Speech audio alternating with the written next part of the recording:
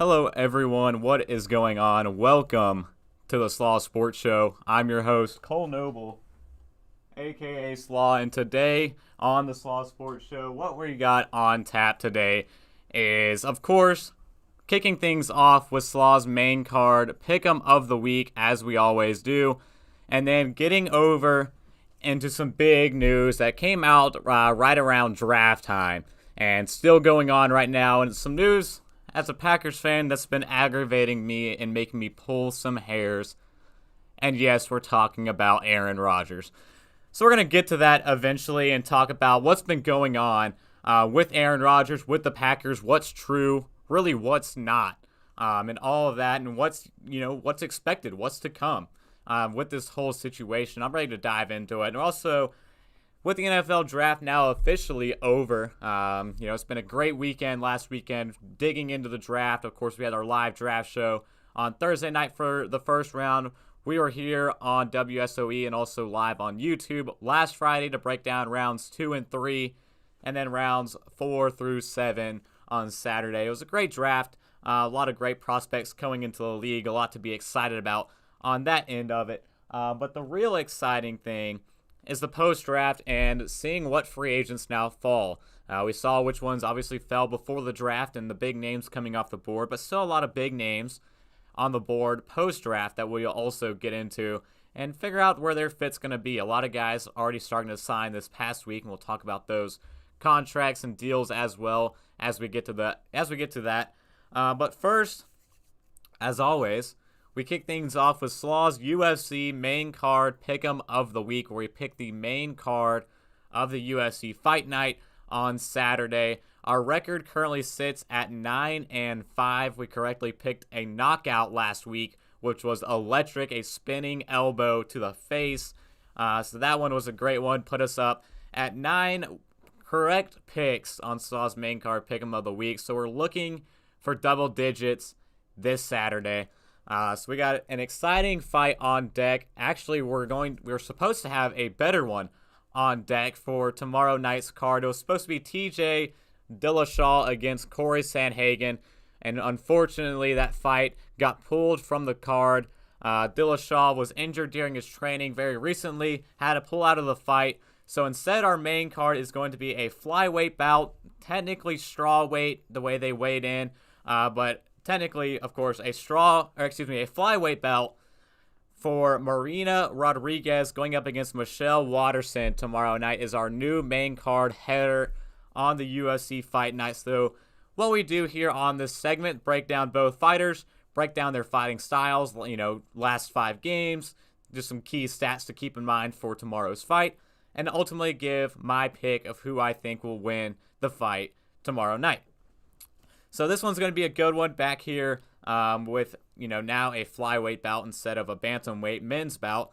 So let's break down here this flyweight bout between Rodriguez and Waterson. And we're going to start off first by talking about Marina Rodriguez, who boasts a 13-1-2 record overall in her career.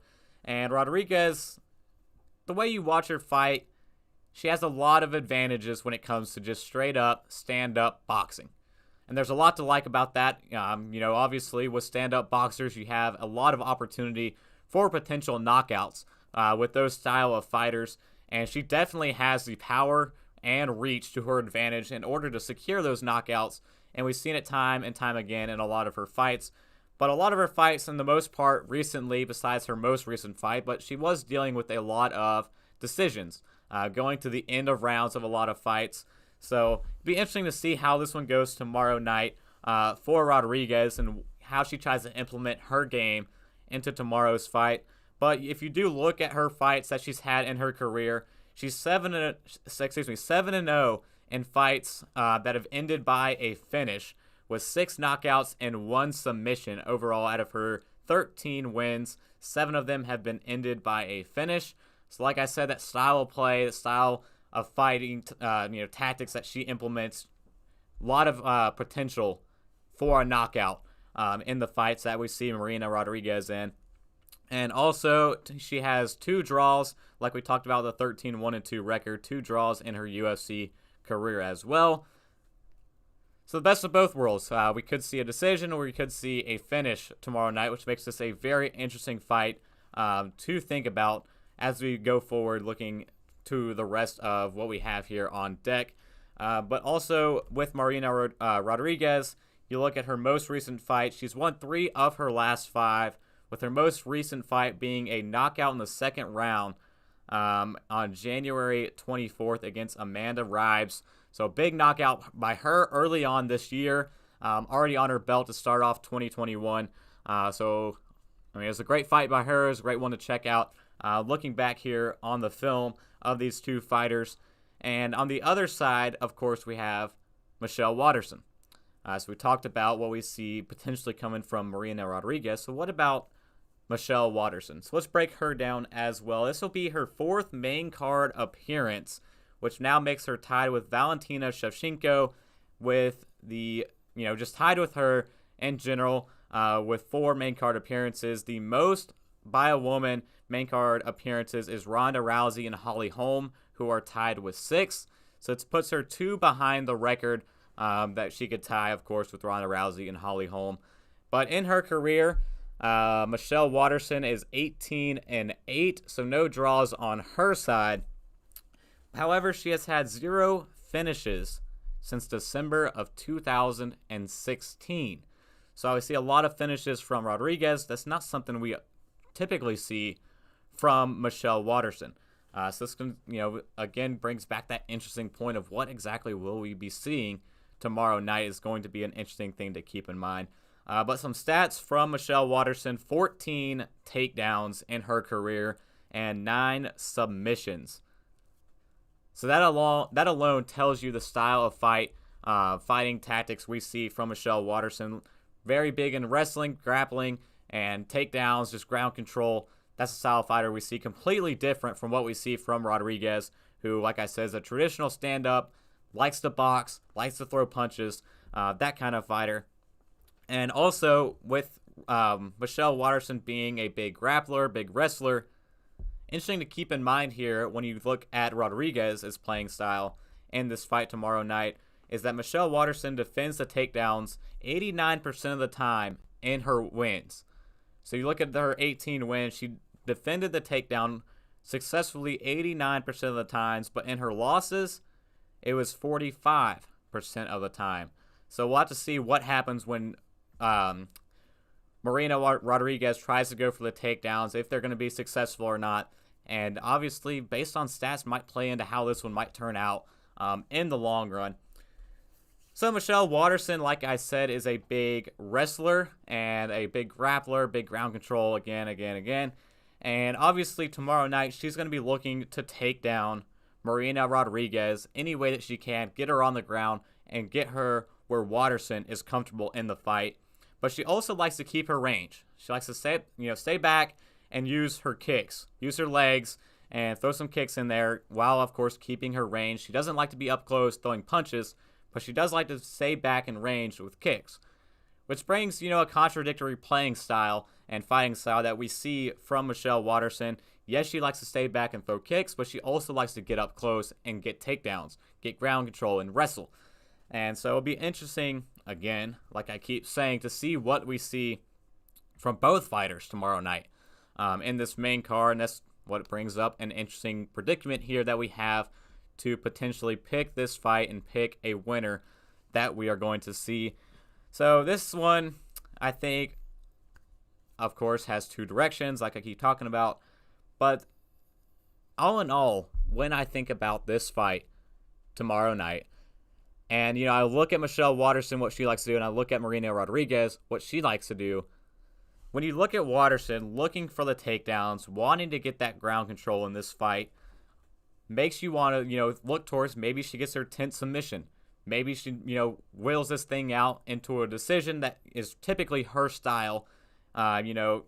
She won 3 of her last 5. The most recent one was a split decision, and all 3 of her most recent wins were by decision. And, of course, the most recent one she had was against Angela Hill on September 12th. Been a while since she's been back in the octagon. But, again, all 3 of her last wins have been by the decision for Michelle Waterson. So she likes the ground control. She likes scoring the points, taking it, wheeling it out to the decision. But on the flip side of this, and I talked about how Marina Rodriguez likes to, use her range and her reach and her power in the stand-up and while boxing. Something you also have to consider is that when Rodriguez is on the ground, she is vicious. She is vicious on her back, and especially with her elbows. She has made multiple fighters bleed during her fights when she's on the ground, back on the ground, facing up, throws the elbows, and consistently causes bleeding while on the ground.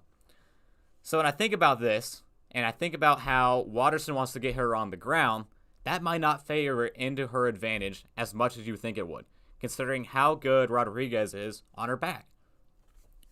So when I look at this fight, all in all, things considered, and I give my pick, you add in the viciousness of Rodriguez on the ground, you add in the range of Rodriguez standing up, and you add in the power and the boxing advantage of Rodriguez standing up. I think those three things alone is going to be too great to not see a knockout again this weekend on the main card. So I think that's what I'm leaning with, and that's what we're going to go with for Slaw's main card pick'em of the week for tomorrow night's flyweight bout on the main card in the UFC. We're going to go with a knockout here. We're going to go with Marina Rodriguez knocking out Michelle Watterson tomorrow night in this fight. Again, it's just all perfectly lined up in my opinion. The style of fighting, just the advantages of the style of Rodriguez lines up perfectly here for her to take advantage no matter where this fight ends up with what she does, both standing up and both on her back, to be a knockout. So we're going to take a knockout for Slaw's main card pick'em of the week. Again, a 9-5 record, looking to improve up to 10-5 and hit the double digits. I'm excited about this fight tomorrow night, as always. So holding this here and hoping that this comes true tomorrow night.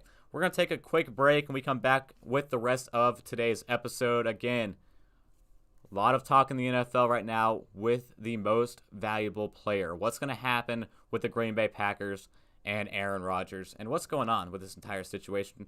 We'll break it all down, so sit tight. We'll be right back here on the Slaw Sports Show.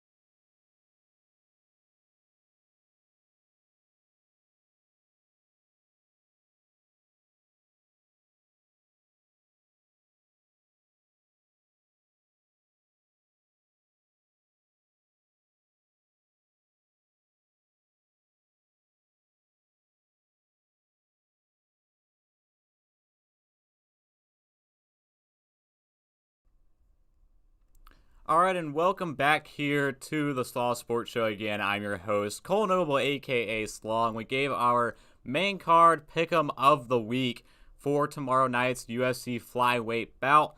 And again, taking Marina Rodriguez by the knockout. 9-5 record, hoping to improve up to 10-5 and reach the double digits. But now let's switch into the NFL. And again, as we talked about, the NFL draft is now over. No longer draft seasons. Now what we're doing is preparing for training camp. Training camp time, OTAs beginning.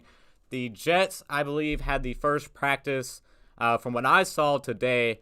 Head coach Robert Saleh in his first season with the New York Jets. And, of course, the number 2 overall pick, Zach Wilson at quarterback, both made their debuts as a New York Jet today in practice.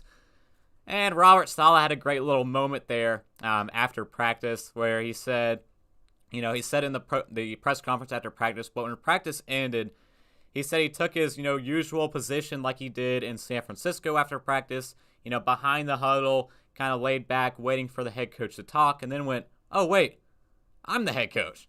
So it's a great little moment by old Bob Saleh over in New York as the new head coach, and just a great moment to see. Of course, Michael Carter from North Carolina, the running back that the New York Jets selected in the draft. He also had a great moment, said that he loved, the first practice they had with Robert Saleh. So for Jets fans, that's got to feel great. I mean, it's got to feel great, someone coming out openly saying they love their head coach after the years of turmoil they had with Todd Boyles and then Adam Gase and just the hole that they got put in there with him. So it's great that, Jets fans are finally looking up, and the players, the coaches, everything's finally looking up for the New York Jets, which is obviously great to see for that struggling organization. Hopefully they found their guy at head coach, their guy at quarterback. Joe Douglas seems to be like their guy at general manager. A lot, going well for the New York Jets. But the big news for the past week and a half or so, I would say just over a week since it all started on Thursday, was the news surrounding the league's most valuable player in Aaron Rodgers and the Green Bay Packers. And, everyone knew this was coming at some point. You can see just the disconnect between the two over the past few years. It's just been growing and growing and growing. And now I think it's reached the point. And of course, reports came out on Thursday on draft day that Aaron Rodgers is disgruntled with the Green Bay Packers. This coming from Adam Schefter, one of supposedly the most accurate and knowledgeable insider in the National Football League, came out and released the information about Aaron Rodgers and, the hiccups he's had and where he stands with the Green Bay Packers and that he's just done with the organization. And of course, that snowballed throughout the past week, and people coming out talking about, Terry Bradshaw, Brett Favre, all people coming out and talking about this situation. And we still haven't heard from Aaron Rodgers. And we've heard, of course, from Brian Gutekunst with the Green Bay Packers general manager. And we, of course, have also heard from Matt LaFleur, head coach of the Green Bay Packers as well. Both said that they, Aaron Rodgers is their quarterback. Aaron Rodgers is in their plans for the future. So everything officially we've heard points to Aaron Rodgers being the future for the Green Bay Packers. But of course, the media has been pushing along this narrative from all that we've heard about how Rodgers says it's him against Brian G. Brian G has to be fired to keep Aaron Rodgers. Aaron Rodgers is talking with other teams, hoping to get traded. Aaron Rodgers isn't happy with Jordan Love. Aaron Rodgers this, Aaron Rodgers that. Keeps getting, every day something new is coming out about the Green Bay Packers and this Aaron Rodgers situation. It's continued again for the entire week. So now it's gotten to the point where Adam Schefter has come out, and we're going to pull it up here for those listening on, watching live on YouTube at the Slaw Sports Show. So pull up this here. So Adam Schefter this week came on the Dan Patrick Show, and Dan Patrick brought up the question, so you chose to break the Rodgers news on draft day. And Adam Schefter replied, "That is absolutely accurate and correct. There was nothing that morning that came out, and all of a sudden it said to me, yeah, we got to put this out. I should report on this." He said it was just an accumulation of information, and then ultimately he decided to put it out on draft day. So obviously the big issue here and the big thing that's got everyone up in arms is that draft day is a huge moment for hundreds of families and players getting drafted into the National Football League, but it's also the biggest media spotlight day. And something I can say, because the entire talk of our pre-show during our draft special extravaganza here on the Slaw Sports Show was centered around that breaking news of that morning with Aaron Rodgers. And the entire media was all over it the entire draft day. All the way through the entire draft was the narrative of the Green Bay Packers, especially with them drafting Eric Stokes out of Georgia in the first round at corner. It's the entire narrative just unfolded on draft day. And nothing came out. Nothing was definite. It was just the fact that Adam Schefter, finally said, screw it. We're going to come out with the information now for absolutely no reason in particular other than let's get clicks and let's push this narrative and see what happens to it. And for me, that bothers me. For me, just as a Packers fan, as a fan of the sport, there's no reason for it. And it just made a complete media uproar on the NFL's biggest weekend outside of the Super Bowl during draft weekend. And now gotten to the point where nothing is actually true. Nothing is confirmed. Basically, go figure. All of this has no backing in whatsoever other than the fact that, yes, Aaron Rodgers has been displeased, but nothing to the extreme of Aaron Rodgers wants out. So it's an interesting situation we've now found ourselves in, and of course the media has jumped all over this the entire week. Hundreds of articles, hundreds of sit down chats on all of the stations and everything, all of the shows. But it's really interesting for all of this to come out now. And you look back, how did this, of course, start? I think the interesting thing that actually came out is that Ian Rappaport reported that, the breaking point, so to say, for Aaron Rodgers with the Green Bay Packers cutting wide receiver Jake Kumerow. And, of course, Jake Kumerow is a guy who's now, I believe, 29, bounced around from team to team, been on 2 teams since being cut by the Green Bay Packers, had 1 catch this past season for the Buffalo Bills, and, he's looking to be wide receiver 6 on the depth chart, but it wasn't the player that was the issue with the cutting of Jake Kumerow. It was the principal. Because the day before, Aaron Rodgers openly expressed, his favoritism. The fact he liked this guy. He liked this guy in the offense. He wanted, more reps with Jake Kumerow and build him up and get him more involved in the offense. And the next day, he was released by the Green Bay Packers. So obviously that would tick anybody off, not just Aaron Rodgers. But again, that's a situation that's kind of cloudy. That decision could have been made well before Aaron Rodgers even said anything. But of course, they didn't bring it to Aaron Rodgers. Not saying they should have, put him involved with all the personnel decisions. But it's definitely interesting. And it goes back, I believe, even farther than that. Even farther than last year's draft, where they traded up to the 26th overall pick and selected Jordan Love. Even farther back to when they hired Matt LaFleur and didn't tell Aaron Rodgers about it beforehand. Again, not saying they have to have him involved in the personnel decisions, but even before that, when the team released Randall Cobb and didn't re-sign him back. Before that, when the team did not re-sign Jordy Nelson, Aaron Rodgers' best friend, he went on to play for another season or 2 in with the Raiders. Just all these things have continuously started to pile on for Aaron Rodgers, the continued lack of no support through free agency and through the draft, and now up to the point where Aaron Rodgers, now with pretty much no guaranteed money left and sitting on a contract that is easily movable for the Green Bay Packers. And Aaron Rodgers, again, just won the NFL MVP award this past season, brought them back to their second consecutive NFC Championship game, which only two quarterbacks out of the entire NFC can say they've done that and not even for consecutive years. Aaron Rodgers did it back-to-back years for the Green Bay Packers, got him to that point. And if there's continued talks from Matt LaFleur, continued talks from Brian G about how Aaron Rodgers is their future, is their quarterback of the future, why aren't we seeing a long-term deal?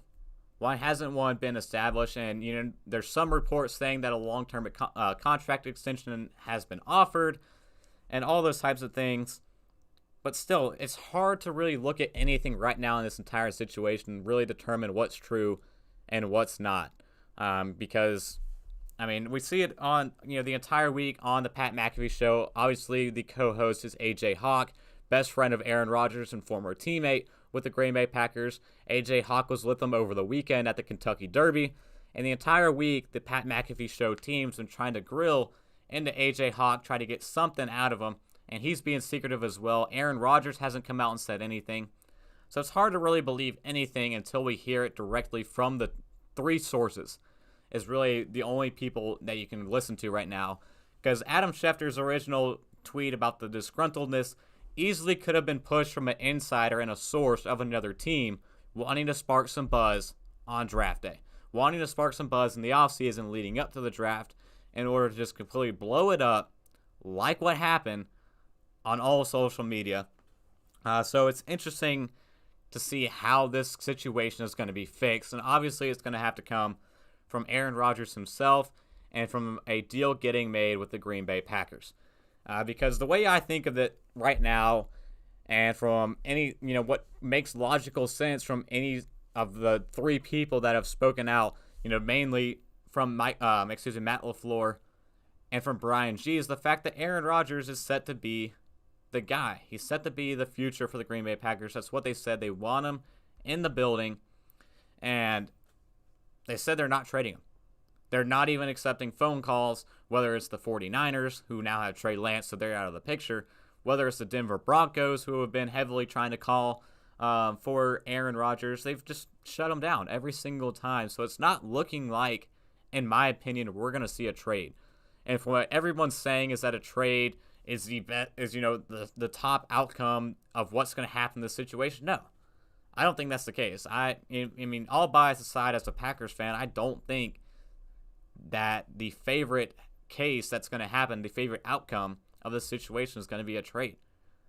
The outcome most favorable right now is going to be Aaron Rodgers re-signing with the Green Bay Packers and him figuring out, sitting down with Brian, sitting down with Matt, and figuring something out to the point where they can agree on a deal and agree that, hey, look how close we've gotten the last 2 years. We've added some more pieces to our defense, brought back your entire offense pretty much, added more pieces on your offensive line, which was an issue you had in the NFC Championship game, and again, brought back that offense that was the number one scoring offense in the National Football League, and proved the defense through the draft. And, I'm expected to see another move get made here, potentially adding a linebacker just to add more help at that position before the season actually starts. And where else is Rodgers going to go to get this level of potential with a team to go on a title run than with the Green Bay Packers, who have the same exact cast that went to back-to-back NFC Championship games, one game away from the Super Bowl? Where else is he going to get that type of potential anywhere in the NFL? And it's, again, you think about it from another standpoint, what team will actually put together a massive package worthy enough of trading for the NFL's reigning MVP, which could be upwards of 3 first-round picks? What team is willing to put that together and think that they're only one quarterback away from going for it here? That's why this whole situation just doesn't make sense to me, in my opinion. And just the whole thing, I think it's just been blown completely out of proportion in the last week. And I think things will get figured out here, before training camp. Hopefully this doesn't last too far into OTAs. But I do think something will get figured out between these two sides, and they'll be able to figure something out and get it back together. And just another interesting thing, just Adam Schefter in general has been bugging me the entire week, because we'll pull up this second tweet here that has really bothered me here, especially the tail end of the week. So again, those listening on WSOE 89.3, we'll read it off to you, but those on YouTube, I'll pull it up so you can see it as well. So Adam Schefter on May 6th at 7:16 in the morning. So again, I'm waking up to this, and you look at it on your phone, you just see the first two lines of this. Actually, I think it was just the first line of what popped up on the notifications on my phone. But the first line of it reads, by, again, Adam Schefter, "The Green Bay Packers have begun exploring quarterbacks they can add to their roster," is pretty much what I first saw on that one. So as what everyone else saw, immediately saw that. And then it continues, "For OTAs and training camp, per sources. Jordan Love currently is the only other quarterback on the roster, but the team also faces uncertainty surrounding Aaron Rodgers. The Packers' QB search includes some veterans." So again, just that clickbait title, first few lines, the Green Bay Packers have begun exploring QBs they can add. Further adds to this narrative going around right now of what really is going on with this entire situation, and what, how this, the media in general has just blown this out of proportion with headlines, clicks, wanting to get clicks on their tweets, all those types of things. But there is some truth to the situation, and actually a lot of truth to the situation, and it stems beyond Aaron Rodgers and that situation in general, because the Packers do need to add some quarterbacks into their room before they start with OTAs and training camp. And it's not an Aaron Rodgers. It has nothing to do with Aaron Rodgers in that situation. Obviously, if something happens and he is gone, yeah, they definitely need to add some quarterbacks with only Jordan Love on the roster. But even if Aaron Rodgers doesn't get moved, you still in no way go into OTAs with two quarterbacks. You look at any level of football, beyond the NFL, college, high school, you don't go into the offseason and, looking to build up and start practicing, whether it's spring practices, OTAs, training camp. You don't go into that with two quarterbacks. This is expected. Brian Gutekunst, in his pre-draft conference, talked about how they will be looking to add quarterbacks. This is nothing new. This is something that was expected by Packers fans, is that at some point we were going to add a quarterback, because we let Tim Boyle walk in free agency. He went on to sign with the Detroit Lions. He was our backup quarterback last year, which again puts that number down to two. Jordan Love and Aaron Rodgers, the only quarterbacks on the roster. So yeah, why would they not add another arm during training camp? Why would they not add another guy that could be on the practice squad and fill out their 53-man roster once the season approaches? It's what every team does. Nothing new, nothing unexpected. But yet again, this narrative and the headline pushing that's taken place is further adding nonsense to the media and stuff that just quite frankly is expected. And quite frankly, we just need more truth on all the situation and less of this jargon, less of this garbage coming out, and just be accurate with the reports that are coming out. And of course, straightforward at the beginning of the reports of what it is, to avoid just the baits, the clickbaits, wanting, more exposure, just whatever it is. I'm not going to, call anything out about it. But again, with the Green Bay Packers, yes, they're going to be looking for a quarterback no matter what happens with Aaron Rodgers this offseason, and most likely soon, before the start of OTAs and before the start really of training camp, and really when that thing starts getting rolling here in the offseason. So you look at the market of what's available just free agent wise. Obviously, Green Bay went through the entire draft. It would have surprised me to see us go with a guy in the 6th or 7th round. Again, not for any competition, none of that, just to add another arm in training camp.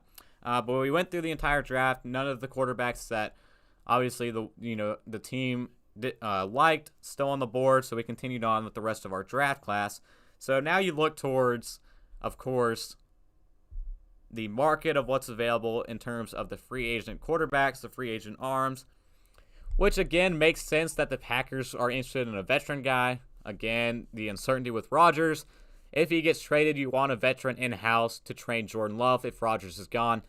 But even if Rodgers stays, still would be great to have a veteran quarterback in the room alongside Aaron Rodgers, just in case Jordan Love's not ready. If anything, happens, unfortunately, to Rodgers if he stays this season. So let's look at the market of what's available and just some of the big names I think that stick out to me. Number one, I would say Blake Bortles.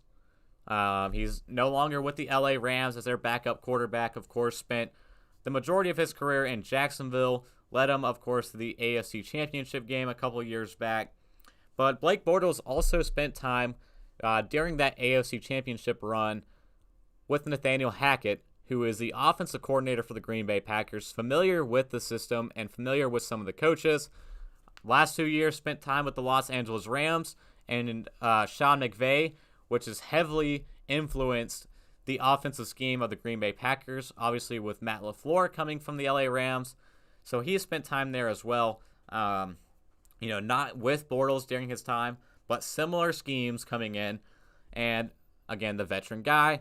So I think Blake Bortles, in my opinion, will be the most likely guy to be picked up by the Green Bay Packers. But other veteran guys that are available, Matt Barkley from the Buffalo Bills, he's not going to be coming back. Obviously, they got Jake Fromm and Mitchell Trubisky now sitting behind Josh Allen.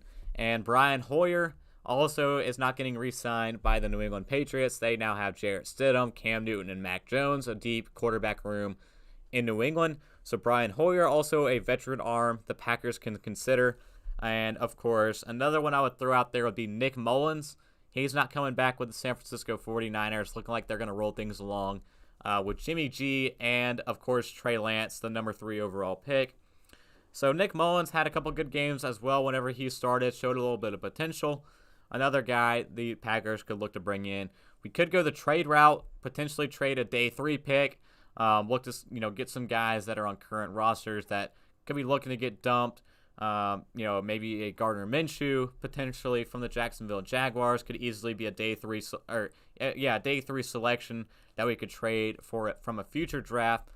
Add a guy like Gardner Minshew in to our room. But I think Blake Bortles is the most likely scenario for the Green Bay Packers of who we'll look really to add in. And just an interesting thing I want to think about here is Jordan Love. Because I think with this entire situation that's gone on this offseason, Jordan Love, I think, has been in the worst situation. He didn't ask for any of this. And yet he's, again, getting pushed into this narrative along with him. Is he going to be the starting quarterback in week 1 for the Green Bay Packers? We haven't really seen anything from him that shows anywhere near that type of caliber that he is already at in his progression to being a starting quarterback in the NFL. So this entire future as well for Jordan Love is also murky. But again, something you have to consider, and we'll pull this tweet up as well and this graphic. So this is from Get Up last year during the NFL draft. So around this time last year before the draft. And according to ESPN, who this graphic is pulled from, and Todd McShay, he lists his first round quarterbacks from last year. And we got Joe Burrow, of course, sitting at number 1, expected to be the first pick in Cincinnati, which he was. Tua Tagovailoa, expected to be the 5th pick to Miami, which he was. But Todd McShay listed Jordan Love as the quarterback number 3 above Justin Herbert and expected him to go to the Chargers, with Herbert then going to Jacksonville at the 9th overall pick. So again, this is from Todd McShay last year during draft time. And Jordan Love, he's not a guy that was expected to be a day 2 guy. He's a guy who fell into the late 20s, and Green Bay saw him slide down the board and saw the opportunity to go up and snatch him. And again, Aaron Rodgers wasn't the reigning MVP last year. So it made sense at the time to go with Jordan Love. And still a situation that's being heavily debated right now. Is that pick last year? But it was the right move. At the end of the day, with the current situation the Packers were in, it was the right move. And Aaron Rodgers coming out and playing like a madman last year and winning MVP wasn't something that everyone really expected to see. But it happened. It happened.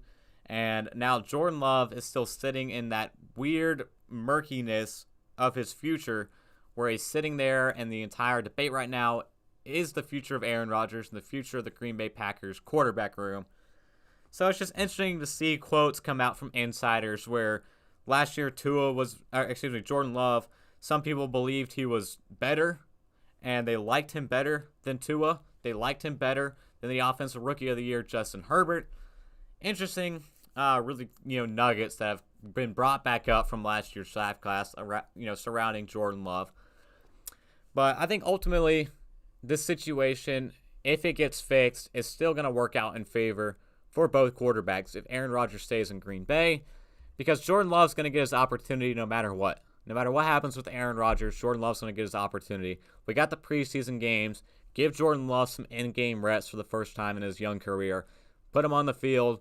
Let him, let's see what he can do with this offense. And if Aaron Rodgers comes out and has another great year this year, then you now have tape on Jordan Love to where you can secure Rodgers for the future and trade Jordan Love away for future draft picks. Try to get that capital back that you spent on him and, just move on from the situation. Put him in a better situation. Have Rodgers locked in.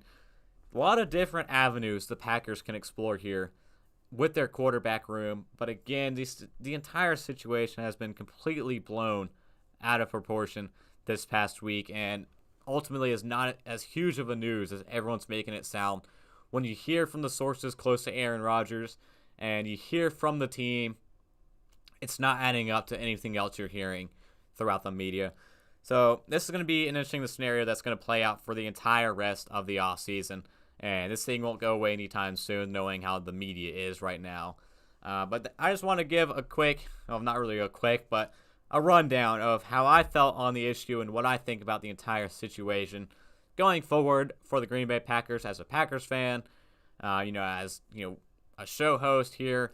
Just give my input on what I think's happening with the entire situation. So now, just for the last 15 minutes or so, let's look back and continue looking at the free agent class. Because as I talked about at the beginning of the episode, the draft's over with. So now as we approach the offseason, I kind of want to interested to see what's going to happen with some of these big names that are still on the board.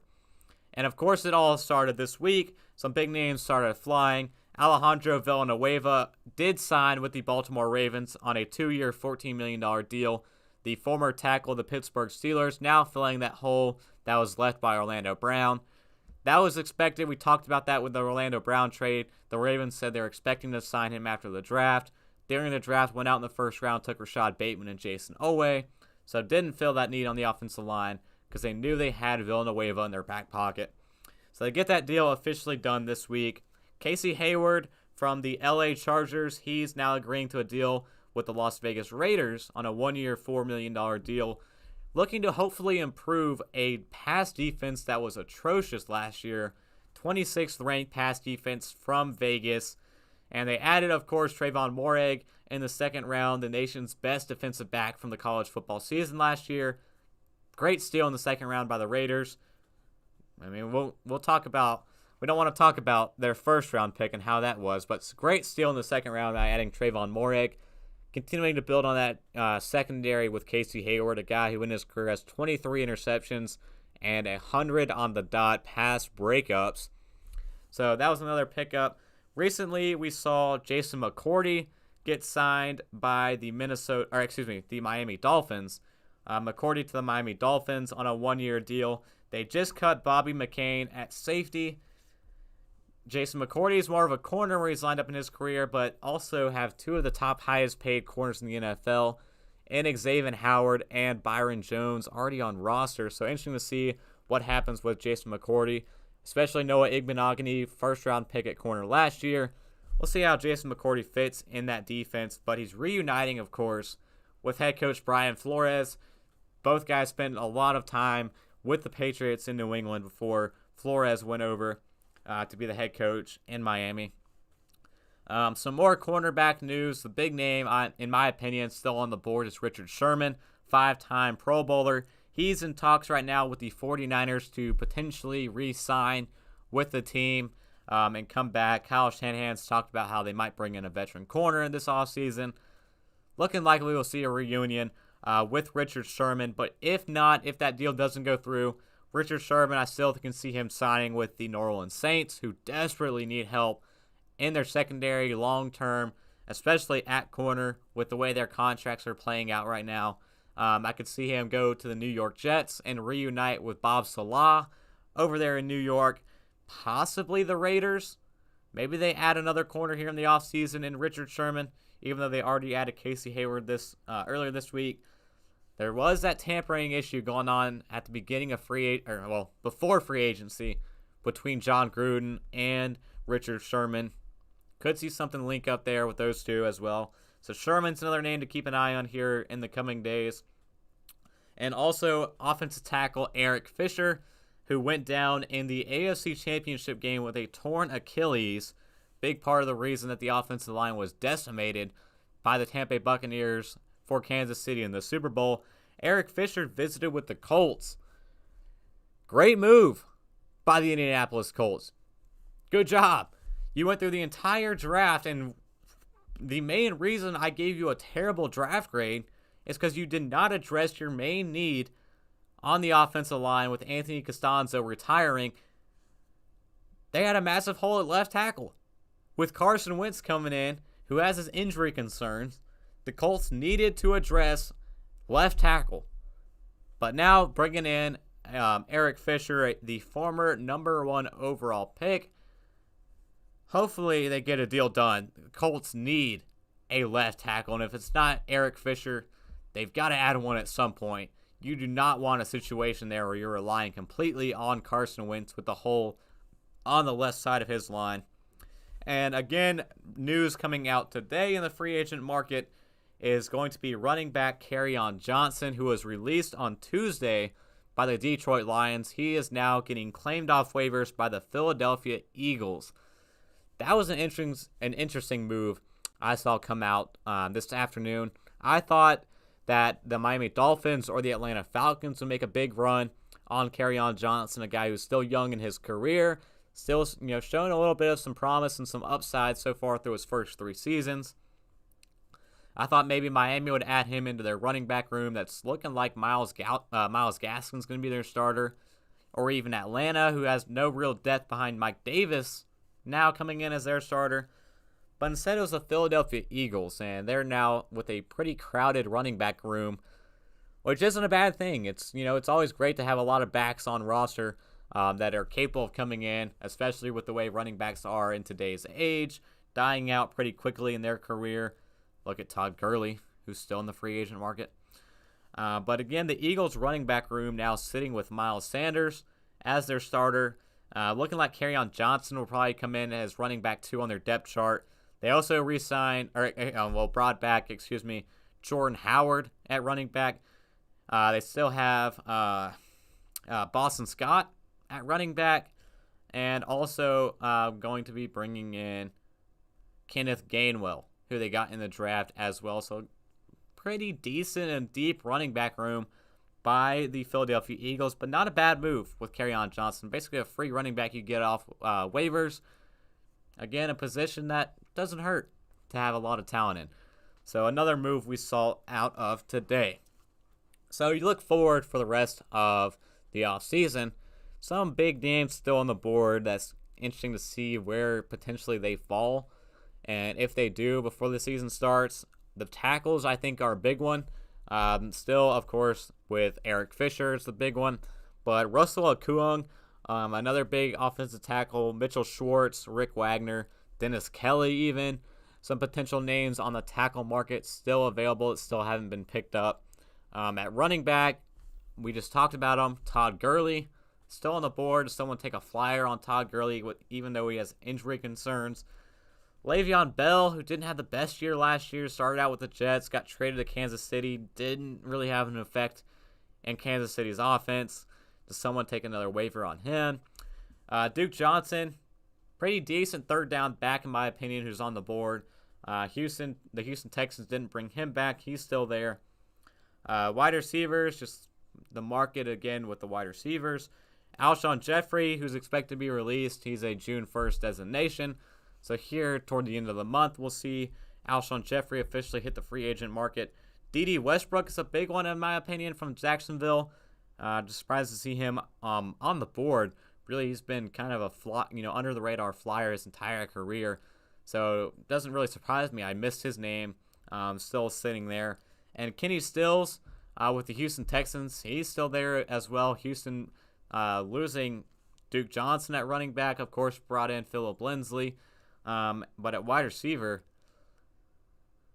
they lost Kenny Stills and Will Fuller out of that offense, and still you talk about quarterback situations. Houston Texans are in a rough one right now.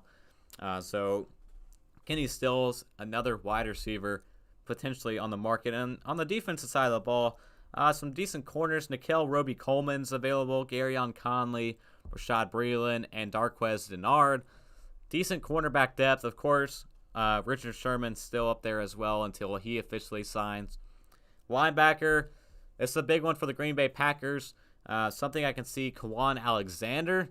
Yes, he's dealing with some injury concerns he dealt with this past season, but potentially could be the veteran help the Green Bay Packers need at linebacker. Even KJ Wright from Seattle, who's a free agent. Two big names at linebacker worthy of exploring, in my opinion. Looking forward. And also the defensive line. Defensive lineman's pretty deep as well. Kawan Short from the Carolina Panthers. Surprised he's still available. Had a great career and pretty productive career in Carolina. Geno Atkins, again, productive career he's had with the Cincinnati Bengals. And Sheldon Richardson, does he end up getting re-signed by the Cleveland Browns? They did end up drafting and addressing defensive tackle in the draft. So, we'll see if Sheldon Richardson comes back in Cleveland. But he is also currently on the free agent market as well. So pretty much that's really all we have to talk about for today's episode. Just trying to bring light to this Aaron Rodgers situation from my perspective and talk about some of these potential free agents we could see on the board, potentially come off and land with a new team going forward in the draft. So it'll be interesting to see how these things transpire as we approach the start of training camp. But those things will all eventually get figured out. All these things will. It's the off season, the dry season, as we all know. So a lot of stuff's going to be picking up here in the next couple of weeks. But I'm excited for OTAs to start. I'm excited to see some rookies start getting some action. We'll, of course, have our rookie report, see how everybody's doing, how the hype levels are looking for some of these guys, and give maybe some fantasy outlooks. It's set to be a fun summer ahead of us. So excited to see things continue on here on the Saw Sports Show. But again, looking like that's all we're going to have for today's episode. Little dry one today, so thank you all for joining me. Those of you on WSOE 89.3, and of course those of you also on the YouTube channel, on the YouTube Live at the Saw Sports Show. So thanks for stopping by. Thanks for hanging out this evening. But winding down here toward 11 o'clock, so we'll probably end up calling it quits a little bit early here today. So again, check us out on Twitter at the Saw Sports Show. If you missed any part of today's episode or want to check out some of our previous ones, you can find us on Anchor.fm, Apple Podcasts, Google Podcasts, Spotify, anywhere you get a podcast. Just search up the Saw Sports Show and you will find us there as well. A lot of things coming here in the next couple of weeks. I'm excited for it. And again, tomorrow night, check out the UFC Fight Night tomorrow night. And of course, keep your eyes on the main card. That is going to be Marina Rodriguez against Michelle Waterson, a flyweight bout on the main card. And again, Slaw's main card pick'em of the week is Marina Rodriguez winning by a knockout. 9-5 record, looking to improve to the double digits. But again, that's all we have. Thank you all for joining me. We're going to sign off here on the Saw Sports Show. So until next time, peace.